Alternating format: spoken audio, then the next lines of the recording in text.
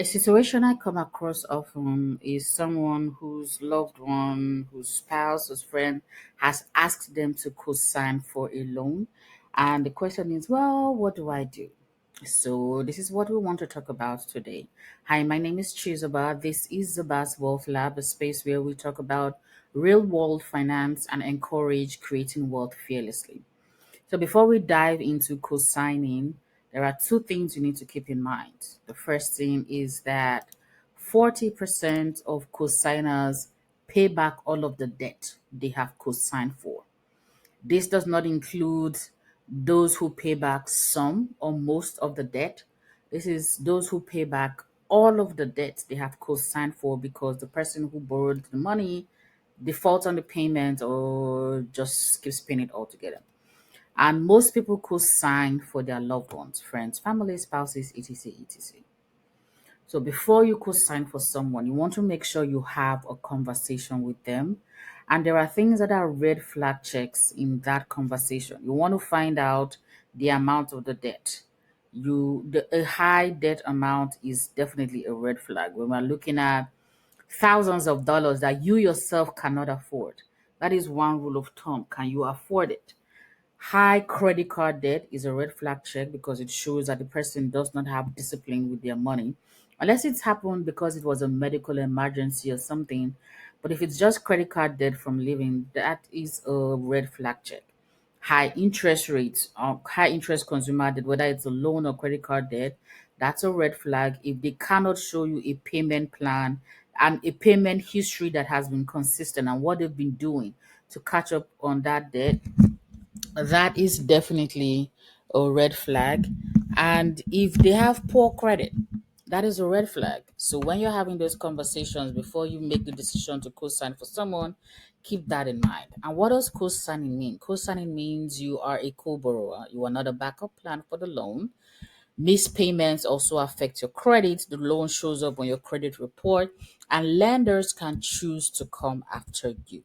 That is very important to note.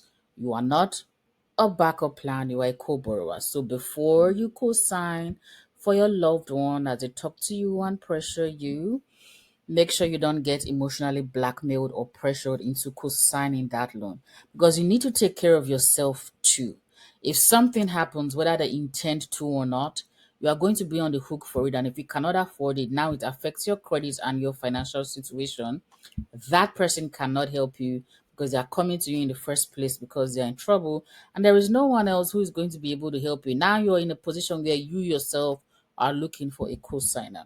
What you can do for them is to find them a financial advisor, someone to talk to them about building up their finances and creating a plan to pay back the debt. Recommend a secured credit card, which is a very good option for people who are working on building up their credit history. I will put a link below to a couple of videos I have about options for people with poor credit who are rebuilding their credit history and credit score. You can sign them up for credit counseling and budgeting classes, again, to get some help with their current situation and to teach them how to better manage their finances in the future. And honestly, if you have the money to help, gift it. Give them the money. Don't loan it. Don't expect to be paid back for it because if they could pay back their debt, they would be paying the credit card company instead of coming to you to co-sign for the loan. Remember, co-signing isn't just a signature, it's a risk. You need to be careful and safeguard your financial future as well. You cannot risk it co-signing for someone because intentionally or not, anything they do that affects that loan eventually affects you. So I hope I have been able to give you a few tips about co-signing, and the answer to the question at the beginning is no. Do not co-sign for them. Instead, there are some certain options you can help them with. So share with someone who is thinking about signing on the dotted line for somebody else. Like, subscribe, comment. It is greatly appreciated. As you go forth and live and do whatever it is you do, I wish you the absolute best.